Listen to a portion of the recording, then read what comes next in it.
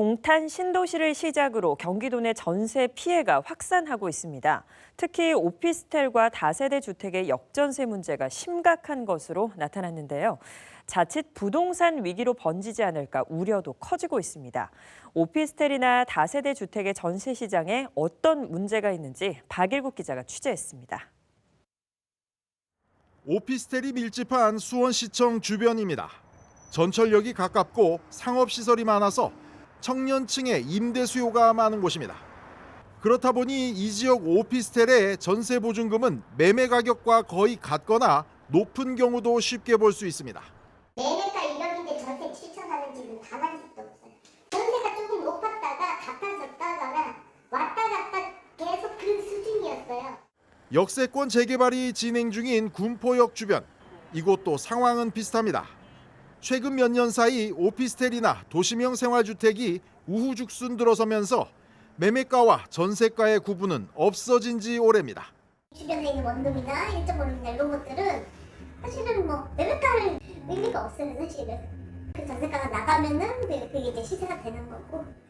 경기 지역 역세권의 오피스텔이나 원룸 전세가율은 대부분 90%를 넘어서 매매 가격과 비슷한 수준입니다. 주변에 신축 오피스텔이 들어서고 인상된 임대료를 내걸면 기존 오피스텔도 매매 가격과는 상관없이 따라오르는 경우가 많기 때문입니다. 매가를 생각하지 않아요. 전세를 찾으러 오시는 분들은 그냥 상대적으로 1억 7천, 1억 8천, 1억 9천 이러는데 여기는 1억 9천 이러면 싸다고 느끼는 거죠. 다세대 주택이나 상가형 주택의 임대 시장도 비슷합니다. 아파트와는 달리 공신력 있는 가격 지표가 없다 보니 적정 전세가율이 얼마인지 따지기도 힘든 구조입니다. KB 가격을 매길 수가 없어요. 왜냐하면 거래된 샘플이 별로 없기 때문에 그래요. 가격이 좀 하락을 하다 보니까 깡통 전세 이런 게 막 속출할 거예요. 상황이 이렇다 보니 최근 오피스텔이나 다세대 주택의 전세 사고가 급증하고 있습니다. 올해 들어 주택도시보증공사가 3월까지 처리한 전세 사건의 67%는 오피스텔이나 다세대 주택입니다. 아파트의 2배가 넘는 수준입니다. 높은 전세가율은 법원 경매를 통한 보증금 회수도 어렵게 만듭니다.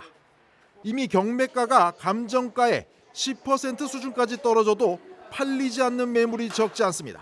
그래서 그거는 이제 그렇죠. 수수료 보증금 있지 않는 한 그렇게 나갈 리가 없고요. 지금 어쨌든 대신에 세입자들 누구가 안 사는다는 거죠. 경매로 회수하지 못한 전세금 손실은 고스란히 세입자나 주택도시보증공사가 떠안을 수밖에 없습니다. 실제 올해 3월까지 주택도시보증공사가 임대인 대신 전세금을 지급한 대위 변제액은 5,800억 원. 이 중에서 공사가 경매 등을 거쳐 회수한 돈은 770억 원, 13%에 불과합니다. 44%이던 2년 전에 비하면 30% 수준이고 24% 수준이던 지난해와 비교해도 반토막 수준이어서 손실액이 급증한 것으로 나타났습니다. 오피스텔이나 다세대 주택은 전세보증보험에 가입하지 못하는 경우가 많아서 실제 보증금 손실액은 더 클 것으로 보입니다. 한편 부동산 업계에선 오피스텔이나 다세대 전세 대출이 대부분 제2금융권에 집중돼 있다는 점에서 전세금 손실이 자칫 금융권으로 번질 수 있다는 우려마저 나오고 있습니다. BTV 뉴스 박일국입니다.